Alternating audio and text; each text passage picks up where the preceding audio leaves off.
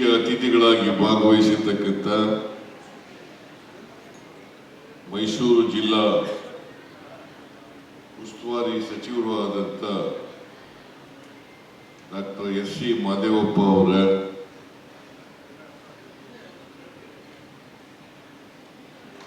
ಆರೋಗ್ಯ ಮತ್ತು ಕುಟುಂಬ ಕಲ್ಯಾಣ ಸಚಿವರಾದಂಥ ಶ್ರೀ ದಿನೇಶ್ ಗುಂಡೂರಾವ್ ಅವರ,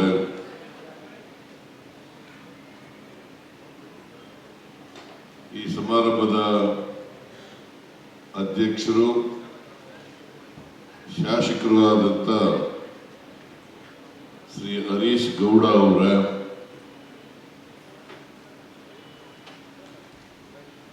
ಮೇಲ್ಮನೆಯ ಸದಸ್ಯರಾದಂಥ ಡಾಕ್ಟರ್ ಯತೀಂದ್ರ ಅವರ,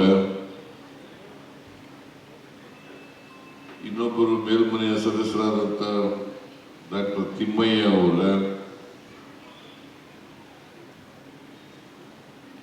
ಎಲ್ಲ ಅಧಿಕಾರಿ ಸ್ನೇಹಿತರ, ಇಲ್ಲಿ ಆಗಮಿಸಿರ್ತಕ್ಕಂಥ ಆತ್ಮೀಯ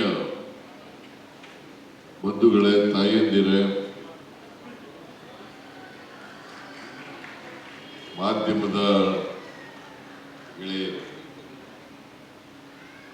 ಇವತ್ತು ಮೈಸೂರು ನಗರದ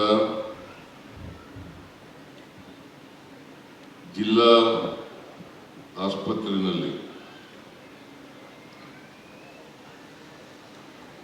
ಡೇ ಕೇರ್ ಕೀಮೋಥೆರಪಿ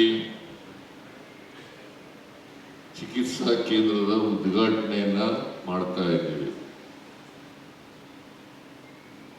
ಅತ್ಯಂತ ಸಂತೋಷದಿಂದ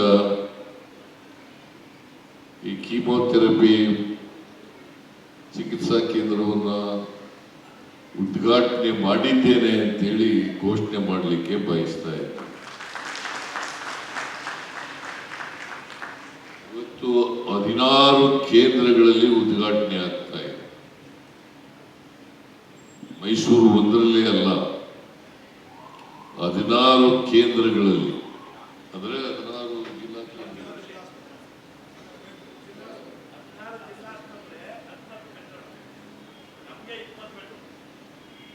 ಮೈಸೂರಿನಲ್ಲಿ 20 ಹಾಸಿಗೆಗಳ ಕೀಮೋಥೆರಪಿ ಕೇಂದ್ರ ಉದ್ಘಾಟನೆ ಆಗಿದೆ. ಬೇರೆ ಕಡೆ ಎಲ್ಲ 10 ಬೆಡ್ಗಳ ಕೀಮೋಥೆರಪಿ ಕೇಂದ್ರ ಉದ್ಘಾಟನೆ ಆಗ್ತಾ ಇದೆ. ಇವತ್ತೇ ಏಕಕಾಲದಲ್ಲಿ 16 ಕೇಂದ್ರಗಳಲ್ಲಿ ಉದ್ಘಾಟನೆ ಆಗ್ತಾ ಇದೆ. ನಮ್ಮ ಸರ್ಕಾರ ಈ ಕೇಂದ್ರಗಳನ್ನ ಡೇ ಕೇರ್ ಕೀಮೋಥೆರಪಿ ಚಿಕಿತ್ಸಾ ಕೇಂದ್ರಗಳನ್ನು ಮಾಡಬೇಕು ಅಂತೇಳಿ 24-25 ಬಜೆಟ್ನಲ್ಲಿ ಘೋಷಣೆ ಮಾಡಿದೆ. ಈಗಾಗಲೇ ದಿನೇಶ್ ಗುಂಡೂರಾವ್ ಅವರು ಹೇಳಿದ್ದಾರೆ, ಕಾರಣಾಂತರದಿಂದ ಕಳೆದ ವರ್ಷ ಉದ್ಘಾಟನೆ ಆಗಲಿಲ್ಲ, ಈ ಸೇವೆ ದೊರಕಲಿಲ್ಲ.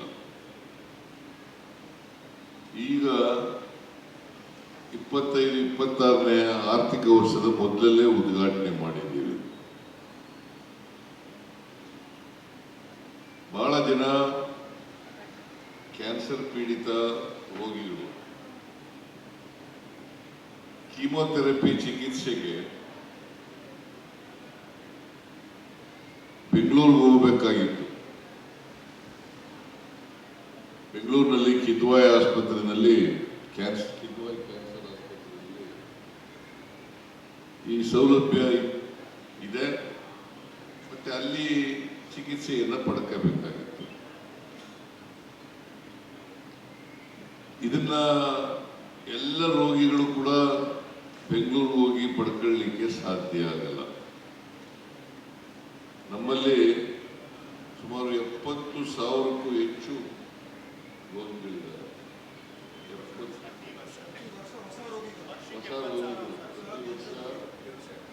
ಹೊಸ ರೋಗಿಗಳು ಪ್ರತಿ ವರ್ಷ ವರ್ಷ ಹೊಸ ರೋಗಿಗಳು ಪತ್ತೆ ಆಗ್ತಾ ಇದ್ದಾರೆ. ಇವರೆಲ್ಲರೂ ಕೂಡ ಚಿಕಿತ್ಸೆ ಕೊಡಬೇಕಲ್ಲ, ಕೀಮೋಥೆರಪಿ ಚಿಕಿತ್ಸೆ ಕೊಡಬೇಕಲ್ಲ. ರಾಜ್ಯಾದ್ಯಂತ ಕಿದ್ವಾಯ್ ಕ್ಯಾನ್ಸರ್ ಆಸ್ಪತ್ರೆಗೆ ಬರಲಿಕ್ಕೆ ಕಷ್ಟ. ಬಹಳ ಜನ ಬಡ ರೋಗಿಗಳು ಚಿಕಿತ್ಸೆ ಪಡ್ಕೊಳ್ಳದೇನೆ ಅಕಾಲಿಕ ಮರಣಕ್ಕೆ ತುತ್ತಾಗ್ತಕ್ಕಂಥ ಪರಿಸ್ಥಿತಿ ನಿರ್ಮಾಣ. ನಮ್ಮಲ್ಲಿ ಜನಸಂಖ್ಯೆ ಬಹಳ ಇದೆ. ಭಾರತ ದೇಶದಲ್ಲಿ 140 ಕೋಟಿ, ಕರ್ನಾಟಕದಲ್ಲಿ 7 ಕೋಟಿ ಜನ ಇದ್ದಾರೆ. ತಮಿಳುನಾಡು ಬಿಟ್ಟರೆ ಹೆಚ್ಚು ಕ್ಯಾನ್ಸರ್ ರೋಗಕ್ಕೆ ತುತ್ತಾಗ್ತಕ್ಕಂಥವ್ರು ಇಲ್ಲೇ ಅಲ್ಲ. ತಮಿಳುನಾಡು ಬಿಟ್ಟರೆ ಕರ್ನಾಟಕದಲ್ಲಿ ಹೆಚ್ಚು ಕ್ಯಾನ್ಸರ್ ರೋಗಕ್ಕೆ ತುತ್ತಾಗ್ತಕ್ಕಂಥ ಜನ ಇಲ್ಲಿ ಕರ್ನಾಟಕದಲ್ಲಿ ಕಾಣ್ತೇವೆ. ನಾವು 2ನೇ ಸ್ಥಾನ ಅಂತ ಹೇಳ್ತೇವೆ. ಕ್ಯಾನ್ಸರು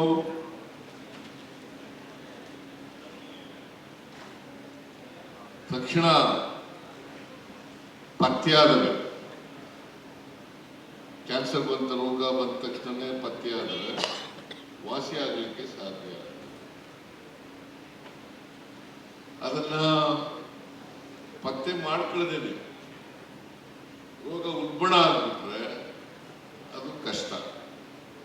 ಇದು ಒಂದು ಮರಣಾಂತಿಕ ರೋಗ ಅಂತಲೇ ಕರೆಯಬಹುದು. ಇತ್ತೀಚಿನ ದಿನಗಳಲ್ಲಿ ಈಗ ಡಾಕ್ಟರ್ ಹೇಳ್ತಾ ಇದ್ದಾರೆ, ಈಗ ಇತ್ತೀಚೆಗೆ ಹೊಸ ಔಷಧಿಗಳೆಲ್ಲ ಬಂದಿದ್ದಾವೆ.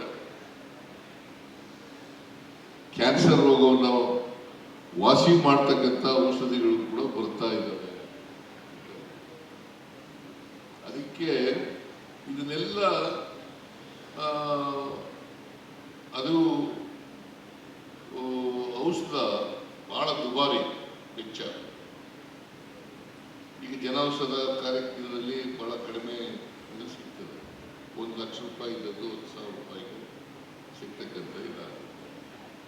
ಇಷ್ಟು ನಮ್ಮ ದೇಶದಲ್ಲಿ ಬಡವರ ಸಂಖ್ಯೆ ಜಾಸ್ತಿ ಇರೋದು.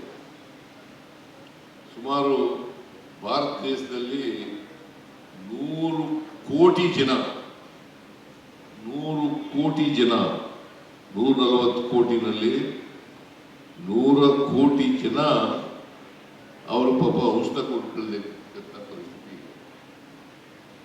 ಔಷಧ ಕೊಂಡ್ಕೊಳ್ಳಲಿಕ್ಕೆ ಸಾಧ್ಯ ಆಗ್ತಿರ್ತಕ್ಕಂಥ ಮುಖ್ಯ ತೊಂದರೆ. ಅದಕ್ಕೆ ನಾನು ಮುಖ್ಯಮಂತ್ರಿ ಆದ ಮೇಲೆ 2013ರಲ್ಲಿ ಮುಖ್ಯಮಂತ್ರಿ ಆದಾಗ 5 kg ಅಕ್ಕಿಯನ್ನ ಫ್ರೀಯಾಗಿ ಕೊಡ್ತಕ್ಕಂಥ ಕಾರ್ಯಕ್ರಮ. ಯಾಕಂದ್ರೆ ಊಟಕ್ಕೋಸ್ಕರ ತೊಂದರೆ ಆಗಬಾರ್ದು. ಅನ್ನ ಎಲ್ಲರೂ ಸಿಗಬೇಕು, ಯಾರು ಕೂಡ ಹಸಿರು ಮಲಗಬಾರದು.